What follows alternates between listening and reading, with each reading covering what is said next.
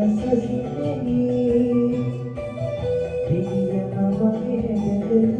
ඔබ අතරින් සිහිනස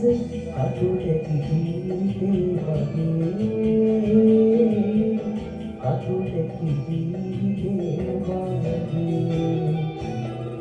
ඔබ මහනුවන අපතොට මළුවන අවසන් සැන්තේදී